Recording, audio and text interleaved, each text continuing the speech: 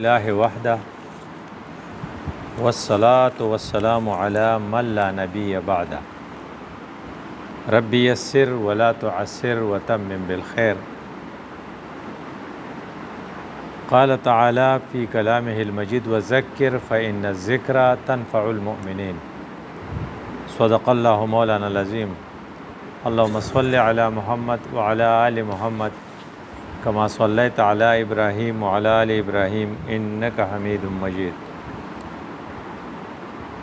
منگا نن 26 تاریخ د ذوالحجې نه لوی اختر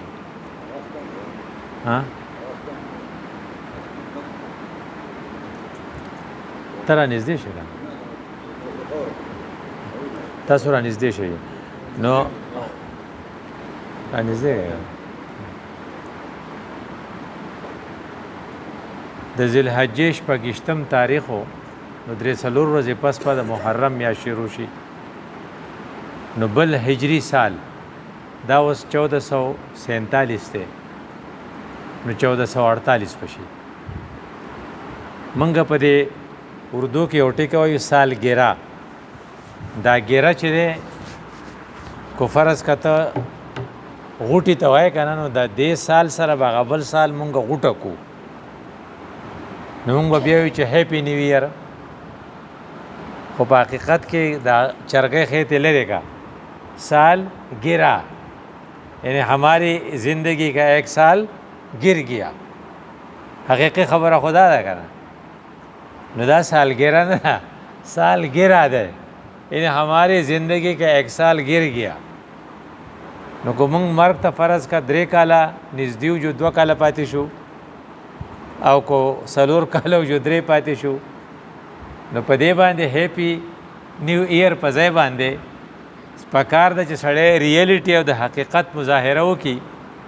او وی چې خدای پاکه دا کال ستاسو خو ډیر زیات نږدې شوم او چې بیا به حساب کتاب کیږي نو بیا به څه پروګرامي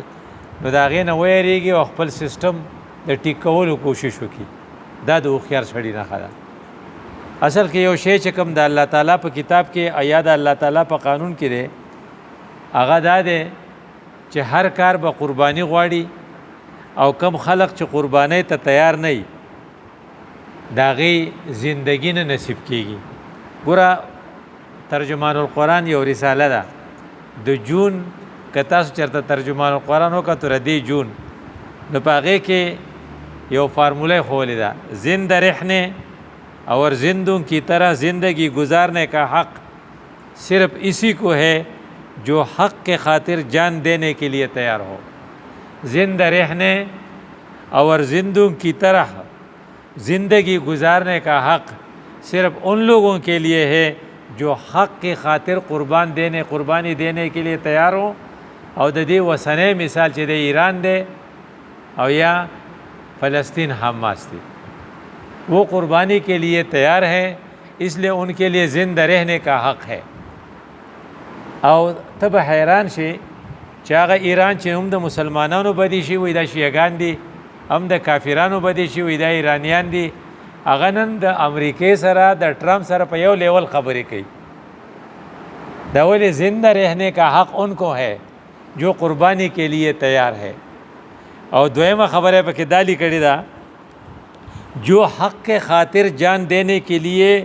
تیار ہیں اگر خلق ہو ان کو زندہ رہنے کا حق ہے اس قوم کے لیے موت مقدر ہے جو موت سے ڈرتی ہے اگر قوم بمڑی چکم د مرگ نه یریږي لکه څنګه دوبۍ شو بحرین شو قطر شو او نن سبا سعودی شو وہ موت سے ڈرتی ہے کہ کبھی پاکستان کو کہتے ہیں کہ آؤ ہماری حفاظت کرو او کله امریکای ته و چې ته زما حفاظت وکا اوس امریکای فوجونه چې هلته کې ناسو نو چې ایران په گزارو کې نو ولې دی گزارو کو دغه وستاره سړی ولې دلته کې نه ولې دي نو هغه فارموله ټیک رااله چې زنده رہنے کا حق باعزت زندہ رہنے کا حق ان کے لیے ہے جو قربانی کے لیے تیار ہے اور جو لوگ قربانی کے لیے تیار نہیں ہے جو موت سے ڈرتے ہیں عزت اور سربلندی کی زندگی ان کی نصیب میں بالکل نہیں ہے ان لوگوں کی زندگی میں ان کے لیے عزت کی زندگی ہے جو قربانی کے لیے تیار ہے اور جو موت سے نہیں ڈرتے. بنی اسرائیلو کوم خلق چې د مرګ نه یریدل د هغو څومره بد حلو، او د کوم خلق چې د مرګ نه یریدل چې کوم لاړل پې د هغې بیا څومره ښه حالو. نو زما ستا لپاره پکې قربانۍ د جذبې د پیدا کولو لپاره دا خبره یو ضروري ده چې مونږ کوشش وکړو چې په راتلونکي کال کې په ځان کې د قربانۍ جذبه پیدا کړو. نو راتلونکی کال چې را روان دی هغې له پریپریشن کوو. نو په هغې کې یو څو خبرې زمونږ په نس باندې دي. یو نمبر 1 ړومبنۍ میاشت نوم به یې محرم، او دا محرم میاشت چې مونږ وپېژنې چې دا حرامې میاشتې چې دي، یعنې د الله په نس باندې حرمت والا میاشتې چې دي، په هغې کې چې 4 حرم، په هغې کې یو محرم دی. نو یو دا شوه. دویم دا چې د محرم د میاشتې باره کې مونږ ته دا پته چې د الله رسول هغې له یو نوم ایښی دی شهر الله المحرم، دا د الله میاشت ده. او بیا په دې میاشت کې خاص خبره چې ده 10 تاریخ چې دی چې هغې ته عاشوره وایي، چې هغه به 10 تاریخ ته دې میاشتې هغې ته د اسان ورځ مونږ وایو. هغه دومره قیمتي ده روژه چې وایي چې افضل الصیام،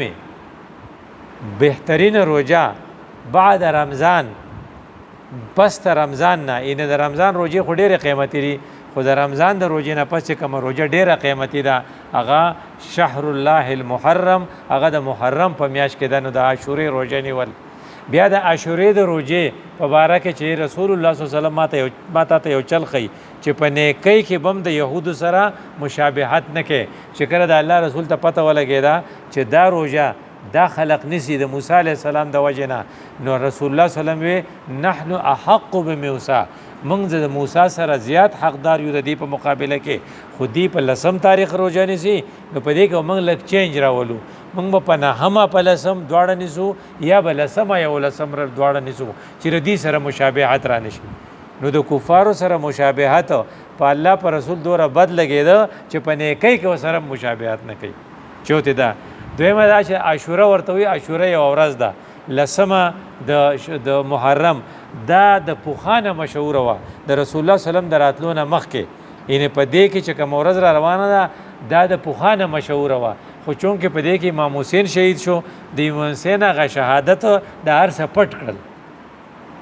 نو د محرم په میاشت کې کم کارونه چې شوي نو وایي 10 انبیاو ذکر راځي په روایاتو کې. یو آدم علیه السلام چې خدای پاک توبه قبوله کړې وه، نه عاشوره وه. نو بیا نوح علیه السلام چې هغه کشتۍ پار شوې وه، سیلاب کې بچ شوی، نو هغه د عاشورې ورځ وه. نو بیا فرعون نه چې کله موسی علیه السلام خلاص شوی نو هغه عاشوره وه. ابراهیم علیه السلام چې د اور نه راوتی نو هغه عاشوره وه. نو مطلب دا چې د پوخانه د عاشورې دا ورځ مشهوره ده، او د عاشورې دا روژه دومره فرض وه، دومره مقرره وه چې تر څو پورې دغه د روژه د رمضان دا نه فرض شوې، نه به د فرضو په شان نیوه چې ما ته پکې دا د محرم د میاشتې قیمت هم معلومي، او ما ته پکې دا معلومي چې د عاشورې خپل یو قیمت دی. اگر چې د امام حسین د شهادت د وجې نه هغه خبره پټه شوه لاړه، او زیات زور په دې دی چې امام حسین په دې ورځ باندې شهید شو. دا یو خبره ده په خپل ځای باندې. یو بله خبره چې زما ستا په ذهن کې پکار ده هغه دا ده چې د خپل ځان د پوه کولو دپاره د صالحینو ذکر پکاري چې ته کې ټول کال وي د صالحینو ذکر کوئ. خو حضرت علی رضی الله عنه وایي کله چې تاسو د صالحانو د ښو خلقو ذکر کوئ نو سټارټ د عمر فاروق د ذکر نه لئ، د عمر صاحب ذکر خامخا کوئ. او حضرت عایشه رضی الله تعالی عنها وایي د عمر ذکر ځکه ضروري دی چې عمر عدل او عدل الله دی، نو د الله عدل ډېر خوښ دی. نو تاسو چې چېرته په مجلس کې کښېنئ نو د عمر فاروق ذکر کوئ چې سټارټ علی. او حضرت حسن بصری رحمت الله علیه فرمایي وایي چې تاسو ګورئ چې د عمر کو خپل مجلس ښایسته کول غواړئ نو په دې کې د عمر ذکر خامخا کوئ، ځکه چې عمر ذکر چې دی هغه به تا ته څه درکوي، په سترګو کې بدله حیا راولي، په زړه کې بدله نرمي راولي، او تا به بادر کې او شجاعت په دې کې. نو نن سبا چونکې په دې موقع باندې د حضرت عمر صاحب رضی الله تعالی عنه د شهادت هغه ورځې دي، نو ما تعالی پکار دی چې د هغې نه کم سبقونه زده کول پکار دي چې هغه ته زده کړو. نو هغه څه دي؟ نمبر 1 دا دی چې حضرت عمر فاروق رضی الله تعالی عنه الله ته دومره خوږو وایي چې زمونږه عزت چې دی، حضرت عمر فاروق رضی الله عنه ډېر دا وی چې زمونږ عزت صرف په اسلام دی. هغو ته کپړې بدل کا، هغه وی زما عزت په اسلام دی. خو د حضرت عمر فاروق رضی الله عنه په باره کې دا دی چې یا الله اسلام له عزت ورکې په عمر باندې، ان ته ویلی شي چې د رسول الله سلام دی دعا ته وګوره یا الله اسلام مضبوط کې په عمر باندې عمر غریب په خپل ناره لګی چې مونږه عزت من یو د اسلام په برکت او د الله رسول سوی په عمر باندې اسلام لا عزت ورکې دا ډیره غټه ډیګری ده او بیا وی چې د تورات په انجیل کې د صحابه ذکر وو نو حضرت عمر صاحب یا د دغه نه تاسو کو هغه یو صحابي چې کله مسلمان شو د رسول الله سلام د تلو نه پس یعنی هغه د عربي د يهودي عالمو نو چاته تاسو کو چیرې تاسو په دې کتابونو کې ریشاره صحابه ذکر وو هغه ما په تورات کې لیدلې دي چې ویلو چې عمر با د محمد د امت لپاره دسی لکه د فولادو نه جوړ غر چی او چې کله عمر وفات شي نو اسلام به کمزور شي نو دا یو ډیره غټه چې په پوخانو کتابونو کې ذکر وو دا واحد شخصیت ته چې الله رسول غوښتل او د خدای نه نو دی وجه چې کم شی ته وغواړي هغه ته مراد وي چې ته غواړې ته مرید نو په امت کې واحد شخصیت حضرت عمر فاروق رضی الله عنه چې هغه د اسلام مراد دی مرید نه دی یعنی د الله رسول غوښتل او هغه بیا چې کوم د دې لپاره کوم قرباني کړې وي دا کوم صلاحیتونه نو ټول نه غټه خبر ده چې حضرت عمر فاروق مبارک وي چې په نبی کې کوم صفاتونه دا په عمر کې په نبی کې چې کوم صفاتونه دا په عمر کې خود نبوت دروازه بنده لا نبی بعدی وای چې ماته به یو خبره په ذهن کې ګدو د کلمې دوی سری یو د لا اله الا الله لا اله الا الله بیا دوی سری رومبای سره چې لا اله ان کمپلیټلی د اچا نه استم بنلره د اچا نه به بالکل نه یریږي تاسو خیر او شر بالکل نشي در رسوله نو لا اله ډیر ګران ټکی دی او په دې ابو جهل پویدو نو چې کله وته رسول الله صلی الله علیه وسلم دا یو کلمه وای نو د عربو او د عجم ټوله بادشاہي ورته میلاو شي چې هغه وورید نو دا خو ګرانه ځکه ده چې 360 بوتان به زه پرېدم او دا اجعل الله الالهه اله واحده نو دا خو عجیبه خبره دی کوي نو ابو جهل په پویدو نو ماته چې لا اله الا الله دا لا اله ګران دی چې د ارچا نه تمکته کې خاون له پکای چې خزینه تمکته قتی کې او خزل په پکای چې خاون نه تمکته کې او مرید له پکای چې د پیر نه تمکته کې ټوله تمه په صرف د الله نه ساته الا الله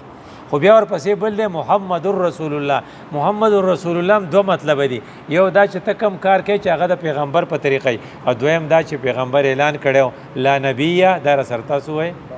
بعدی زمانه ورسو بل پیغمبر نشته نو چې ستاره پس بل پیغمبر نشته د پیغمبري کار به تاسو کوی کنه نو ما تا ته پیغمبري ډیوټي حواله ده د پیغمبري ډیوټي چې حواله ده نو چا مخکې کړي وا کله چې رسول الله صلی الله علیه وسلم د دنیا نه لاړ نو څه چلو شو وړومبنه خلیفہ سوکو حضرت ابو بکر صدیق نو هغه چې کم پرفارمنس شو کړو هغه ته ګوره وې دا دین نه دی دا به یو قائمول غواړي ته تاسو اقامت دین وای او بیا چې قائم شي نو بیا به د نړیدونه بچ کول غواړي یو دی قائم کرنا او دلته سو قائم رکھنا دین کو قائم کرنا بھی آپ کے ذمہ ہے اور اس کو قائم رکھنا بھی آپ کے ذمہ ہے نو چې کله دا دین ارغړی لکه رسول الله صلی الله علیه وسلم چې لاړ نو ډز شروع شوې یو ډز شو یو ګروپ وی مونږه زکات نه ورکو د تمانی نه زکات وی هغه پیغمبر لاړ شو اب مونږ باندې صدرانه چې زکات ورکو نو بل ګروپ وی چې مونږه خو د پیغمبري داوا کوي مسلمه کذاب د پیغمبري داوا وکړه نو بل وی چې د اسامه لخر به لېګل غواړي چې رسول الله صلی الله علیه وسلم کوم لخر لېګل هغه پاتې شو د رسول الله صلی الله علیه وسلم د بیماری د وجنه چې اوس لاړ شي نو حضرت ابوبکر صدیق رضی الله عنه وی دا غټ حوصله خو ولې وا چې دین نړېدو ته نه پرېدم او دا الفاظ دا ناره دا غوا ایحدم الدین وانا حی ولې دین به نړېږي او زه به ژوندې نو کوته د ابوبکر صدیق زغه کې دا هغه فالو کې نو چرته به دین نړېدو ته نه پرېږدي نو اوس خو دین نه دی نړېدلی اوس دین کې څو دي 15 منځونه دي د سار داتې موږ نړولی دی که نه امامان هم د سار په منځ کې نه نو بل ورځ یو حافظ صاحب ما ته وی چې ډاکټر صاحب زما په دې محله کې 36 حافظان دي د قرآن او سار زه اقامت هم په خپله کوم او امامت هم په خپله کوم ځکه یو تن نه راځي سار منځله نو د ابوبکر صدیق رضی الله په وخت کې سو د زکات نه موټ کړو نو چې د زکات نه موټ کړو نو عمر رضی الله عنه غونته شخصیت حضرت ابوبکر صدیق ته وی لګه نرمي کوا ګوره عمر صاحب سوره زور اور دی خو لږه نرمي کوه موږ کمزوري شوي یو رسول الله زموږ نه تللی دی د رسول الله صلی الله علیه وسلم موږ د غټ شاک را رسولی د هغه پتلو موږ ټول شاک زده یو حضرت ابوبکر صدیق څنګه حوصله کوي وایي زما دې په خدای قسمي چې کم سړي د رسول الله په وخت کې ووخ ورکاو او د ووخ سره غوړندې ورکاو مهار ورته وایي مهار ورکاو ماله چې ووخ راکوي او مهار نه راکوي هم به ورسره زه جنګ کوم دې ته وایي فرمنس دې ته وایي سټیبلیټي دې ته وایي مضبوط قوت نو مضبوطه اراده یې وکړه نو کلک شو نو چې کلک شو نو بل څه چلو شو وی مسلمه وایي چې زه پیغمبر یم ما را د سره خبره کړو رسول الله صلی الله علیه وسلم سره خبره هم کړې وه وی زه ستا پیغمبر منم خو چې ته وپات شې چې بیا زه پیغمبر شم هغه وی ته لیونی شوی کو مسلمه کذاب چې وی دا خو د خدای ورکړی دی زما نه پس خو بل پیغمبر شته نه خو چې کله رسول الله وفات شو نو مسلمان ته اعلان وکړو او تاسو به حیران شئ چې ډېر شی صحابه چې د رسول الله صلی الله علیه وسلم سره یو ځای پاتې شو د مسلمه ملګري شو چې مسلمه ملګري شو نو یو کس میلاو شو بل نو جنگ شروع شو چې جنگ شروع شو دومره سخت جنگ و چې په سوونو صحابه چې هغه شهیدان هغه حافظانو اپ کې شهیدان شو او حضرت بکر صدیق نه غلی کېدو وی ارس چې مسلمه کذاب د پیغمبري دعوه کړې ده او زمون کمزوري یو کو زورور یو خو مونږ به دا بدللو دا شی بوله ختموم نو په دې کې دغه تعداد خبرې سورو 30000 خلق وی کنه وی د پلانې کو خسړې نه په پارټي کې د دومره خلق ولو ټول یوث چې دی ټول الکان د عمل کړی دي مې د مسلمه کذاب سره عمل کړو 30000 کسانو دی خو د رسول الله صلی الله علیه وسلم په پوج کې د ابوبکر صدیق پوج کې سنو 10000 کسانو نو 10000 ته وګوره 30000 ته وګوره نو هغه یو صحابي هغه بل ته وی لکه ته پلانې نه وی یما وی تا پر رسول الله ایمان نو راوړې وی راوړې وی ته په مدینه کې چې ماته رسول الله چې په پلانې ځای کې ولې اکموډیشن ورکا او دا پلانې ونی نه ول پلانې کجوري ماته وی تا غنه وی زه غیم کنه وی ته تاسو خیال چې رسول الله صلی الله علیه وسلم اخیری پیغمبر نو وی وو نو وی ته بیا ولې دا غوړه طرفه جنگيږي هغه وی زما مسلمه زما د قبيله سره د موزر قبيله د غالبا ربيعه د ربيعه قبيله سره ده او هغه د روغجن ده خو د خپل قبيله د روغجن می د بلی قبيله د رشتان نه زیات خوښ ده دې ته قوم پرستی وي دیو جن وی چې د شرک نه پس خطرناک مرض چې د قوم پرستی دغه صحابه او لیول باندې خلق ده خو حضرت عمر حضرت ابوبکر صدیق کلک پاتې شو فرم پاتې شو او پسړه سوره پر رسول الله پسې خپاو په دې حالاتو پریشان او مسلسل په کرایسس کې نو څه په باندې 2 کاله پس د دنیا نه لاړ خدا غټ کاری وی کړو چې حضرت عمر فاروق خلیفہ کو وی په امت باندې لوی احسان دا ابوبکر صدیق دا یو خو کرایسس مینجمنٹ وکړو نو ما تا تداوی لکه دا بلڈنگ دے نو اس کو بنانا بھی ہماری ذمہ تھا لیکن اس کو رکھنا بھی ہمارے ذمہ ہے چې دا د دې چې کم ځای نړیږي نو موږ به زر ریپیر کوو نو چې کله د الله د دین چې کم بلډینګ دی چې هغه رسول الله جوړ کو او پرې خودو نو د ابوبکر صدیق په وخت کې چا نړاو نو ابوبکر صدیق کلک پاتې شو نړېدو ته پرې نه خودو نو بیا حضرت عمر فاروق چې راغی حضرت عمر فاروق په سور علاقه باندې حکومت کو دومره امپروومنټ وکړو دومره دین خور کو چې وی لکه څنګه چې رسوار رسمه سپمې پړقېږي د سید حضرت عمر فاروق وخت پړقېږي او هغه په 22 लाख مربع میل علاقه باندې اینه وی چې درې بر اعظم دغه انډرو او هغه پاغه کې دین غالب کو ته ویل شي چې دین پیک ته ورسید چې پیک ته ورسی یو شی نو کاونټر اکشن هم پیدا شي نو حضرت عمر فاروق چې کم کارونه کړو نو لکه ناشنا کارونه پکې داو لکه اوس افته چې عدل دغه په ټاپو انصاف نو انصاف به ارزه ترساو نو ماشوم جاړي نو د حضرت عمر فاروق ګرځي نو یا به دا ماشوم ولې جاړي مور وتر ناسه نو دې ته غواړي نو دې ولې ته غواړي نو ته ولې ته ول نه ورکه نو هغه وی عمر فیصله کړی دا چې چا ماشوم د تینه پرې کو نو موږ بول سکالرشپ ورکو وظیفه جمعه د وخت نه مخ کې پرې کو نو حضرت عمر صاحب ځان ته وقارید ګوره صحابه د ګریټنس ته ګوره ځان ته وقارید وی عمره څومره میندې دي او څومره ماشومان دي وکړول تا دا غلطه فیصله کړې ده زور شه اډر وکړي چې ماشوم پیدا شي نو سکالرشپ به شروع شي چې دا ناروا خلق نه کوي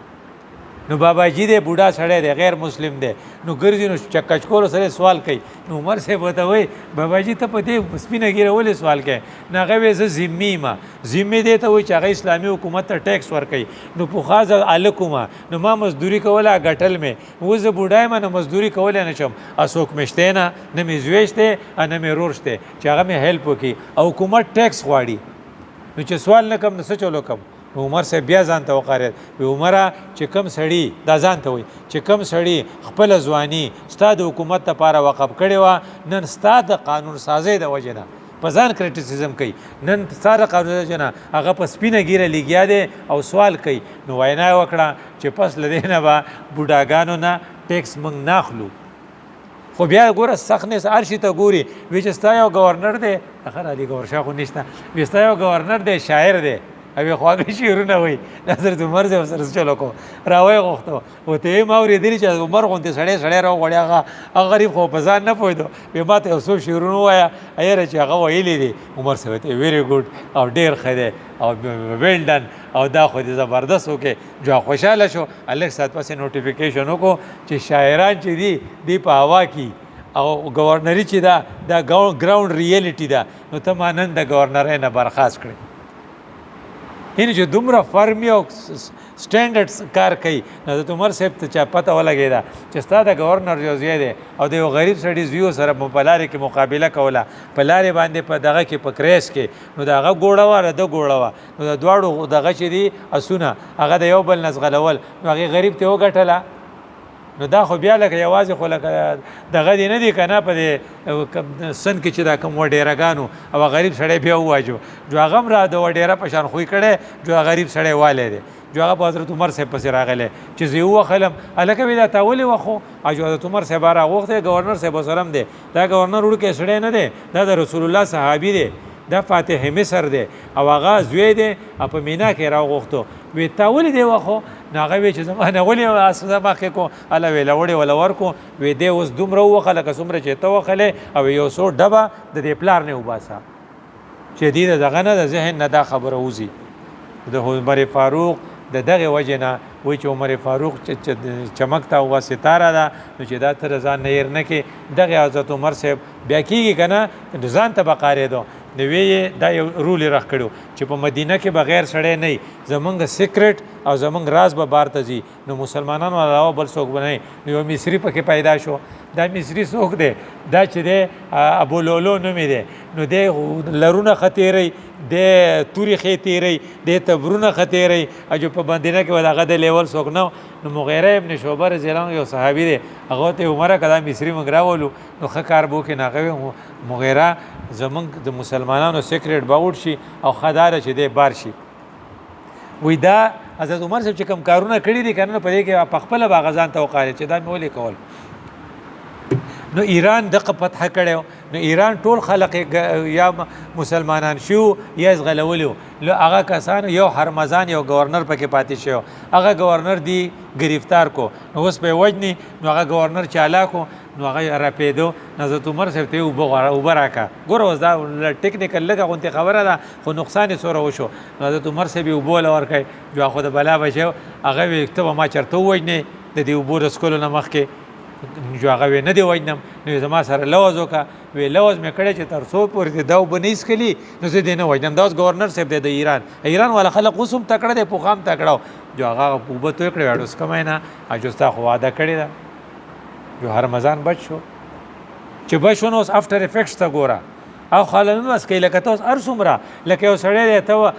اکسیډنټ کې په دې دیر کې هغه یو ملګری و نو هغه اکسیډنټ وکړو نو تر اولو له ته ورسېدې نو بیا خدمت والو اوچت کو نو بیا یې لکه هغه په خپله چغې کړې چې زما دې خلکو کم خدمت کړی دی هیچا نه دی کړی خو چې بله ورځ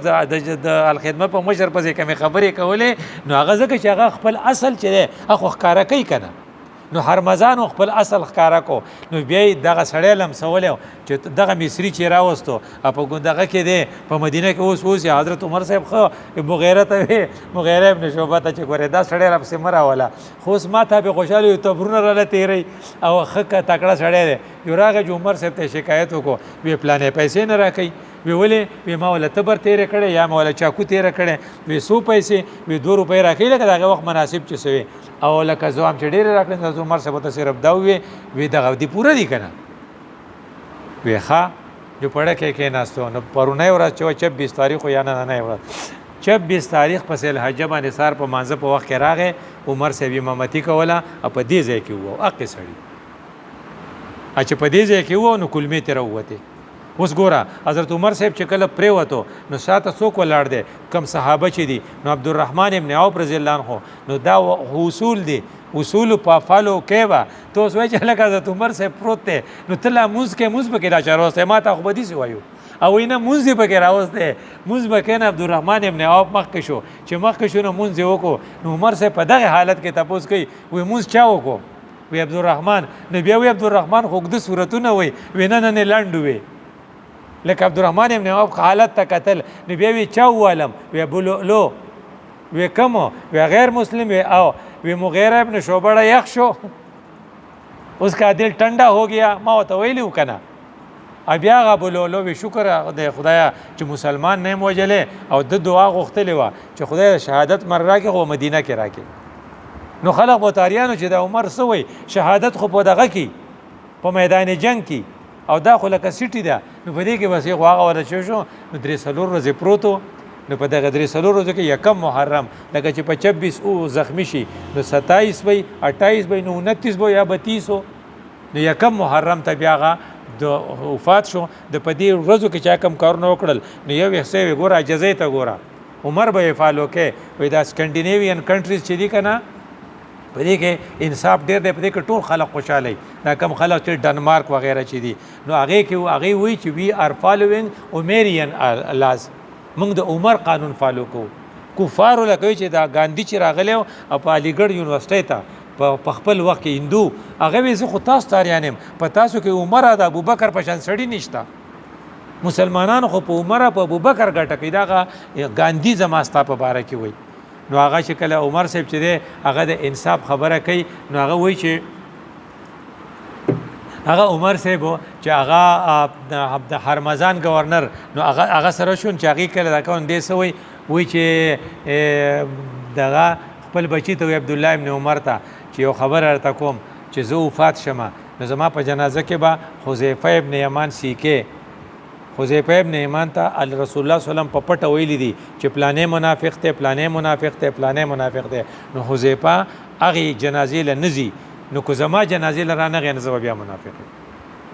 دی اجازه ته ګوره بیا حذیفه ونیو د دین مخ کې یو پیرا د نیول حضرت عمر صاحب په دغه کې په هیلتي کنډیشن کې وته حذیفه ستانه هوتا پوس کو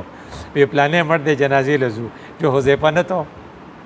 چې حذیفه څنګه ته نو دې په شکی شو نو ورته حذیفه دارته نوام چې د رسول الله راز راته پاش کا ځکه حضرت چې کوم راز تعالی درکړو هغه راز باندې پاش کو خو صرف دارته وایا چې په دغه لیست کې عمر شته نو حذیفه دې سه حیران شو هغه وی بس وتا ته ما چې ته پکې نه خو زماره په خدای قسمی کو د دینه پس می چاته دا وی چې ته پکې نه دي ته وی پروسس اف الیمینیشن دا به یو الیمینیټ کوم بل الیمینیټ کوم چې معلوم بشي نو هغه حضرت عمر صاحب سره دومره غم دی خو بیا موي کې دی شي چې حذیفه زما د وجه نه دي ویلي نو ته په جنازه کې سیکه دی خپل زوی ته وی بیا په ما باندې 86000 روپے قرض دی 3 بر اعظم حکمران دی او 22 लाख مربع میل سره ده 86000 روپے په شکو دغه وخت چې کمی رو درهمو خپل زوی ته چې بچیا زمکه به خرڅه کې کوي اکنه نه خرڅه ده یا نه و زمونږه نو بیا به زمانه ثبت وای خو قرضه به ورکه ځکه چې د اسلام اصول دي چې په کم سړی قرض پاتې شو نو کو پیغمبر جنازه وکړه نو خدای نه بخي جبريل وی دا سړی جنازه وی جبريل وسراغه اما ته وی چې په دې سړی پیغمبره کته امامتي وکي ا د زمزم په بو باندې ورته سو غسل ور کړي ا صحابه پس شاته ولاړی خو چې پر دې قرض نه ور کړي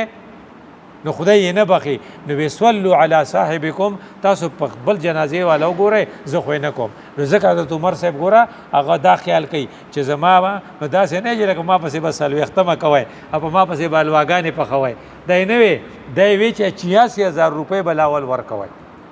نو حضرت عمر فاروق رضی الله عنه بیا حضرت عائشه دغه ته حضرت عائشه رضی الله تعالی عنها ته ریکوست وکړي چې کوماله دغه په رسول الله صلی الله علیه وسلم په خوا کې ځای راکړي او هغه ما خو ځان لنی ولې خو چې عمر صاحب غواړي نو بیا جو خیر دی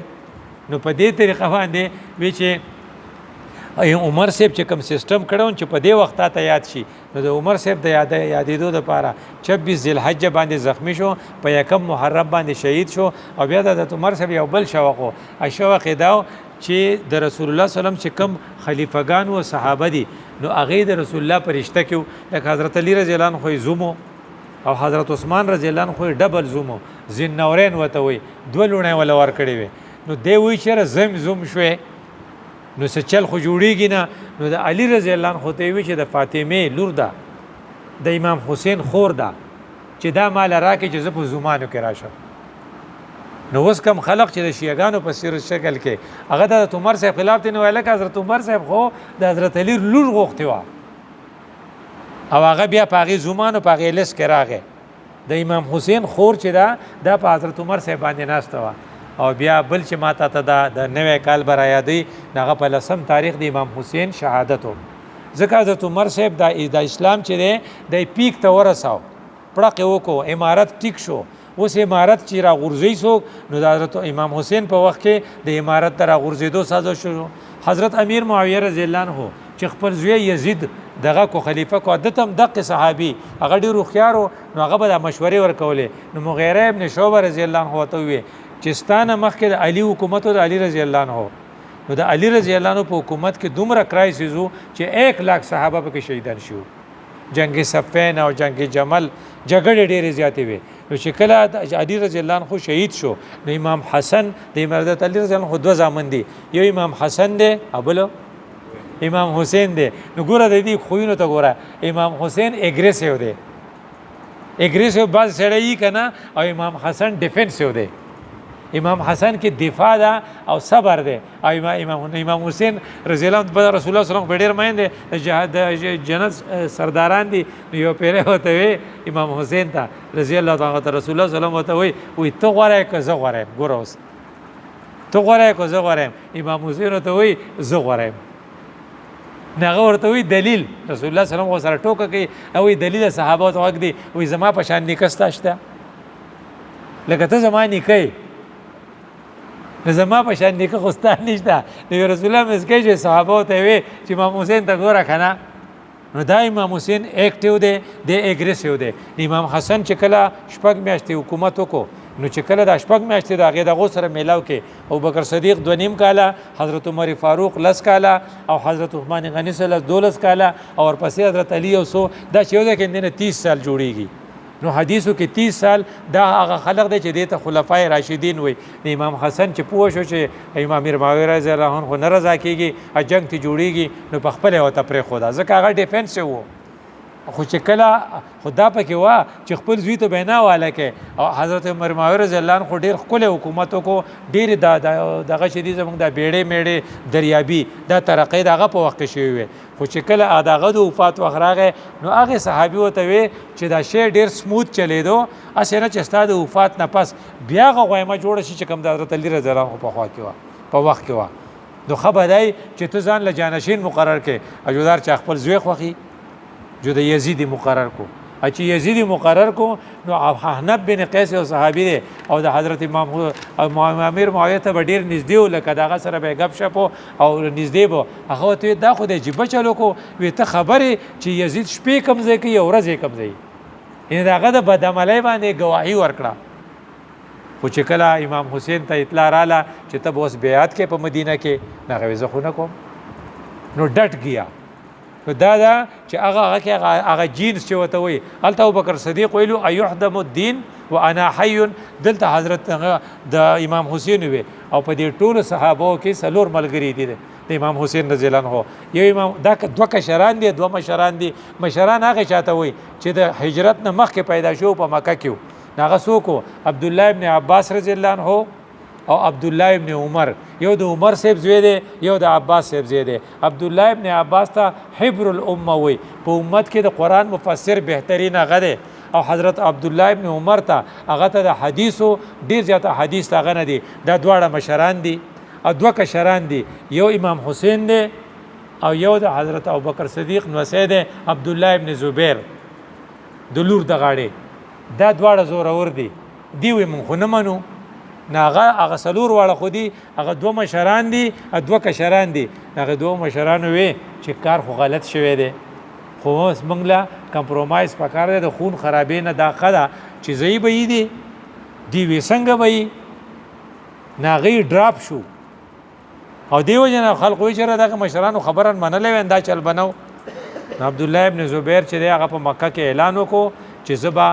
د یزید حکومت نه منم په مکه تقریبا 9 کاله حکومت وکړو بیا دی پسې لاړل او هغه شهید کو بیا ځوړن کړو هغه لاش په مکه کې زنګېدو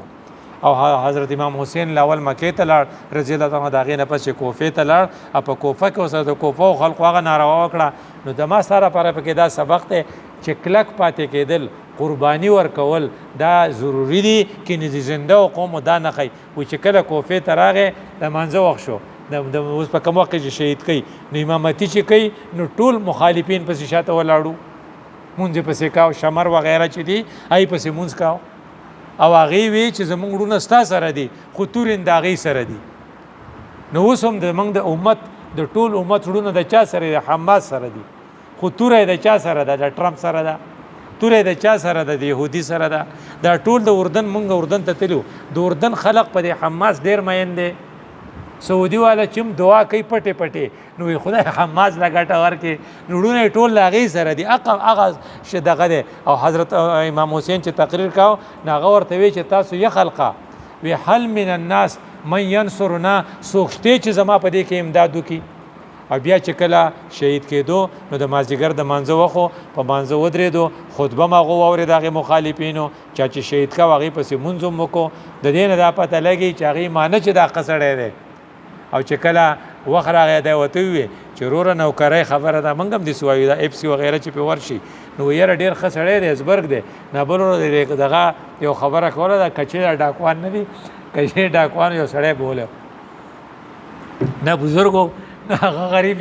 د شپې دغه کړه هغه سړی خبره کوله نو دا ډاکو پسې د شپې تله چې زما رضوی په خېټه دړ ده خدای ته دعا وکړه چې زما رضوی خېټه دړ خشي